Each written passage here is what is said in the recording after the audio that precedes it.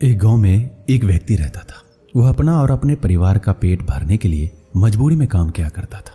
उसे काम करना बिल्कुल भी पसंद नहीं था, पर हमेशा सपने देखता रहता था कि किसी दिन उसे बहुत ही सारा धन मिल जाएगा। वह जिसकी भक्ति करता है उसके आशीर्वाद से उसके जीवन में चमत्कार घटना होगी। वह सुबह शाम दिन रात अपने इष्ट की भक्ति में खोया रहता। वह कहता, जो लिखा है वही होगा, जो करेंगे वही करेंगे, मैं कौन हूं करने वाला, सब वही करते हैं। वास्तव में वह एक बहुत ही संकोची व्यक्ति था। वह कुछ भी करने के लिए हमेशा दुविधा में रहता था और कार्य ना होने पर उसके पास उसके लिए बहाने भी मौजूद होते थे, जिससे वह अपने आप को समझा सके कि तूने कोशिश तो बहुत की थी पर यह हो ही नहीं सकता था। उसकी पत्नी, उसके घर वाले उसे ताना मारते कि तुम कुछ और क्यों नहीं करते, कब तक तुम मजदूरी करते रहोगे, इससे घर का खर्चा नहीं चल रहा, कुछ और करो। वह कहता, जैसा मालिक रखे, वो जो चाहेगा वही होगा, मेरे करने से क्या होता है। एक दिन उसका बच्चा बीमार पड़ गया। उसके इलाज के लिए धन की आवश्यकता थी, पर उसके पास धन था ही नहीं। जब उसकी पत्नी ने उससे आकर कहा कि जाकर धन की व्यवस्था करो, तब उसने कहा, अरे पगली, तू क्यों चिंता करती है, इससे कुछ नहीं होगा, मेरे इष्ट मेरे ईश्वर उसे बचा लेंगे, उसे कुछ नहीं होने देंगे। ये सुनकर उसकी पत्नी बाहर की ओर भागी। वह कई जगह गई जहां उसे उम्मीद थी कि कुछ धन उसे मिल जाएगा, पर उसे कहीं से धन नहीं मिला। वह व्यक्ति अपने ईश्वर के भजन गा रहा था, उनसे प्रार्थना कर रहा था कि उसके बच्चे को स्वस्थ कर दे। बच्चा लगातार रो रहा था। अचानक उस बच्चे की रोने की आवाज थम गई। उसने प्रभु को धन्यवाद दिया और कहा, आपने मेरे बच्चे को स्वस्थ कर दिया, मैं जानता था कि आप मेरा हाथ कभी नहीं छोड़ेंगे। तभी उसकी पत्नी घर के अंदर आई और उसने भागकर अपने बच्चे को गले लगा लिया। पर अगले ही पल उसे एहसास हो गया था कि उसका बच्चा अब इस दुनिया में नहीं है।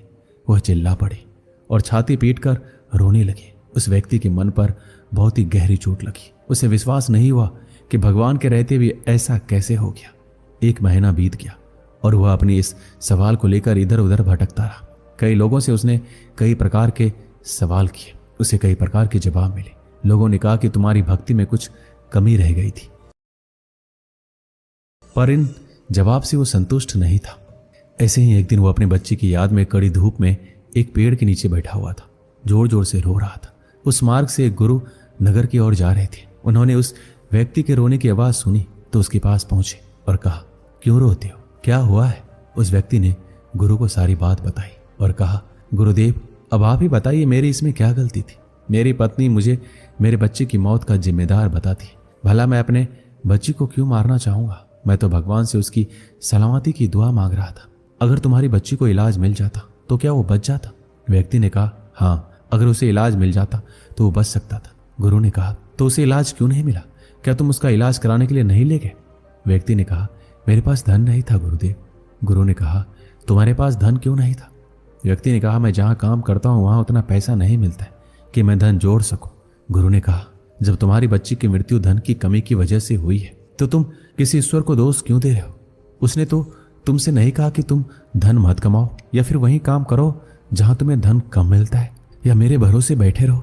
व्यक्ति ने कहा, क्या गुरुदेव भगवान हमारी मदद नहीं करते। गुरु ने कहा, तुम्हारे भगवान तुम्हारे इष्ट कोई बाहर नहीं है, वो तुम्हारे भीतर ही है और तुम्हारी आंखों से देखते हैं, तुम्हारे हाथों से कार्य करते हैं और तुम्हारे पैरों से चलते हैं। जब तुम ही कुछ करने के लिए तैयार नहीं हो तो तुम्हारी मदद कैसे करेंगे। तुमने तो अपने इष्ट के हाथ पैर बांध कर खड़ा कर रखा है। व्यक्ति ने कहा, गुरुदेव, आपकी बातें कड़वी है पर सत्य है। अपने भीतर से मैं ये जानता हूं कि अपने बच्चे की मौत के लिए मैं ही जिम्मेदार हूं। मुझे पहले ही धन की व्यवस्था रखनी चाहिए थी। मुझे जीविका के लिए कोई और कार्य करना चाहिए था, पर मैं जब भी कुछ कर नहीं जाता हूं मेरे पास साधन नहीं होते, मेरे पास लोगों का सहयोग नहीं होता, मेरे पास धन नहीं होता, और अगर फिर भी मैं कुछ कर लेता तो मैं जानता हूं कि वह कार्य मैं नहीं कर सकता था। गुरु ने एक पेड़ की ओर इशारा करते हुए कहा, क्या तुम उस पेड़ पर चढ़ सकते हो। व्यक्ति ने कहा, मुझे पेड़ पर चढ़ना नहीं आता। गुरु एक कुत्ते को पकड़कर लाए और उस व्यक्ति के पीछे छोड़ दिया। वह व्यक्ति कुत्ते को देखकर बहुत ही तेज भागा, पर कुत्ते ने उसका पीछा नहीं छोड़ा। आखिर में वह व्यक्ति पेड़ पर चढ़ गया। गुरु ने ही उस कुत्ते को वहां से भगाया और उस व्यक्ति को नीचे उतरने के लिए कहा। वह व्यक्ति पेड़ से नीचे उतरा। गुरु ने उस व्यक्ति से कहा, तुम्हें तो पेड़ पर चढ़ना नहीं आता था, फिर इस पेड़ पर कैसे चढ़ गए। व्यक्ति ने कहा, पता नहीं गुरुदेव, मैं कैसे चढ़ गया। मजबूरी व्यक्ति से सारे काम कराती है, चाहे वह पसंद हो या नापसंद। अपनी जान पर बनी तो तुम इस पेड़ पर चढ़ गए, क्यों नहीं इसके बदले तुम यहीं पर बैठकर अपने भगवान या ईश्वर अपने इष्ट को याद किया कि वो यहाँ आए और उस कुत्ते से तुम्हारी रक्षा करे। अपनी जान पर बनाए तो तुम पेड़ पर चढ़ गए, जो आता नहीं था वो भी कर गए, परंतु जब बच्चे की जान पर बनी थी तो तुम कहीं नहीं गए। ईश्वर को याद कर रहे थे कि वो आए और तुम्हारी बच्ची को बचा ले। गुरु के द्वारा इतनी कड़वी बातें बोले जाने पर वह व्यक्ति फूट फूट कर रोने लगा। उसने कहा, गुरुदेव आप सत्य कहते हैं, मैं ही इसका जिम्मेदार हूं। अब मैं क्या करूं गुरुदेव? गुरु ने कहा, जो हो चुका है उसे मिटाया नहीं जा सकता, पर जो होगा उसे बनाया जा सकता है। अपने बहानों से ऊपर उठो, अपने संकोच को मन से हटाओ और कुछ भी करने की दुविधा जो मन में रहती है उसे समाप्त करो। फिर देखना जो तुम करना चाहते हो वह स्पष्ट रूप से कर सकोगे। हमारा मन कमजोर है, वह संकोच करेगा, दुविधा में रहेगा, कार्य ना करने के लिए बहाने बनाएगा। हमारा मन मजबूत होगा तो वह निर्भय होकर कार्य करेगा, उसके भीतर कभी दुविधा नहीं होगी, इसलिए वह हर कार्य को करने के लिए तैयार रहेगा, उसे बहानों की जरूरत नहीं पड़ेगी। व्यक्ति ने कहा, गुरुदेव मेरा मन बहुत कमजोर है, वह कुछ भी करते हुए घबरा जाता है, इसे मजबूत कैसे बनाए? गुरु उस व्यक्ति को एक नदी के किनारे ले गए और कहा, क्या तुम्हें तैरना आता है? व्यक्ति ने कहा, नहीं गुरुदेव मुझे तैरना नहीं आता, मुझे तो पानी से डर लगता है। ये सुनते ही गुरु ने उसे नदी में धक्का दे दिया। वह नदी में हाथ पैर मारने लगा, वह डूबने लगा। नदी में कूदकर गुरु उसे बाहर निकाल लाए। वह व्यक्ति बहुत ही घबराया हुआ था। वह खड़ा ही हुआ था कि गुरु ने उसे फिर से नदी में फेंक दिया। वह फिर से डूबने लगा। इस बार गुरु ने उसे ज्यादा देर पानी में रहने दिया। वह कभी ऊपर तो कभी नीचे जाता। उसने पानी भी पी लिया। गुरु उसे फिर बाहर खींच कर लिया है। गुरु ने उस व्यक्ति के पेट से पानी बाहर निकाला। वह व्यक्ति होश में आया और गुरु को देखते ही वहां से भागने लगा। गुरु ने उसे भागकर पकड़ा और नदी में फिर से फेंक दिया। वह फिर से नदी में हाथ पैर मारने लगा, बचाओ बचाओ चिल्लाने लगा। गुरु नदी में उतरे और उस व्यक्ति को पकड़कर सीधा खड़ा कर दिया। उस नदी में ज्यादा पानी नहीं था, केवल कंधे तक ही पानी था। गुरु ने कहा, क्या इस कंधे तक पानी में तुम डूब कर मर जाओगे? क्या इसमें तुम खड़े भी नहीं रह सकते? पर तुम्हारे मन में डर कुछ ऐसा है कि तुम नदी में गिर गए हो और नदी में गिरने का मतलब डूब कर मर जाना होता है।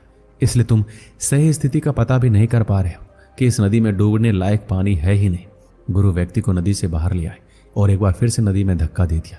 इस बार वह व्यक्ति ना चिल्लाया और ना ही डूबने से बचने के लिए हाथ पैर मारे। थोड़ा थोड़ा हाथ पैर मारकर वह नदी में सीधा खड़ा हो गया। गुरु ने कहा, क्या अब तुम समझे? इस दुनिया में कुछ भी करना इतनी बड़ी समस्या नहीं। समस्या यह है कि तुम कुछ करना ही नहीं चाहते। जब भी तुम्हें डर लगे या कोई समस्या खड़ी हो तो उसमें उतर जाओ जब तक कि वह समस्या समाप्त ना हो जाए और तुम्हारा डर ना निकल जाए। ऐसे ही मन मजबूत होता है।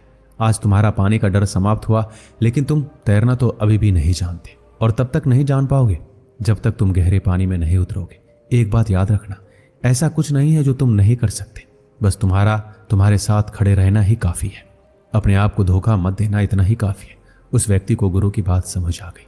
उसे अपनी गलती का एहसास हुआ और वह अपने आप को सुधारने में लग गया और उसने खुद का हाथ थाम लिया। वह जिस चीज से भी घबराता उसे जरूर करता और उसका मन इतना मजबूत हो गया कि अब उसे बहानों की जरूरत नहीं पड़ती।